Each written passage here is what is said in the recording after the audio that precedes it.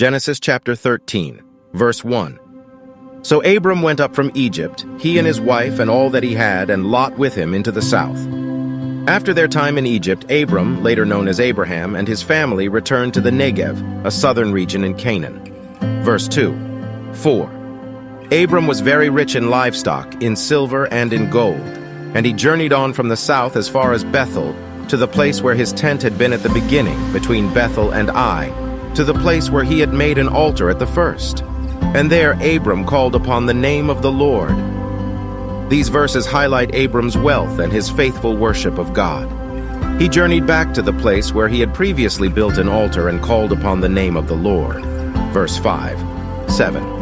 And Lot, who went with Abram, also had flocks and herds and tents, so that the land could not support both of them dwelling together, for their possessions were so great that they could not dwell together. And there was strife between the herdsmen of Abram's livestock and the herdsmen of Lot's livestock. At that time the Canaanites and the Perizzites were dwelling in the land. The abundance of possessions led to a conflict between Abram's herdsmen and Lot's herdsmen. The land could no longer support both their flocks, and strife arose.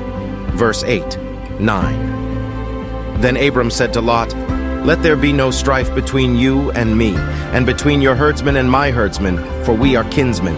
Is not the whole land before you? Separate yourself from me. If you take the left hand, then I will go to the right, or if you take the right hand, then I will go to the left."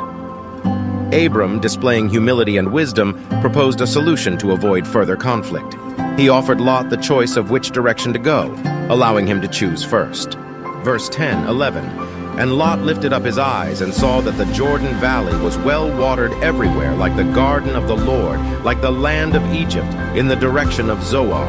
This was before the Lord destroyed Sodom and Gomorrah. So Lot chose for himself all the Jordan Valley, and Lot journeyed east.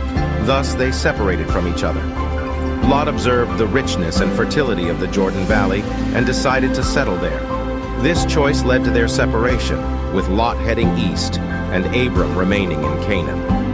Verses 14, 15. The Lord said to Abram, after Lot had separated from him, "Lift up your eyes and look from the place where you are, northward and southward and eastward and westward, for all the land that you see I will give to you and to your offspring forever."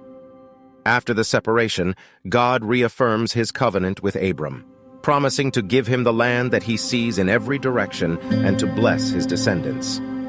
Verse 16, "I will make your offspring as the dust of the earth, so that if one can count the dust of the earth, your offspring also can be counted." God promises to make Abram's descendants as numerous as the dust of the earth. Verse 17, 18, "Arise, walk through the length and the breadth of the land, for I will give it to you." So Abram moved his tent and came and settled by the oaks of Mamre, which are at Hebron, and there he built an altar to the Lord. God instructs Abram to explore the land, and Abram responds in obedience by moving his tent and settling at Hebron. He also builds an altar to worship the Lord. Genesis chapter 13 teaches us important lessons about humility, resolving conflicts, and relying on God's guidance and provision. Abram's humility in allowing Lot to choose first, and his trust in God's promises serve as a powerful example for us today.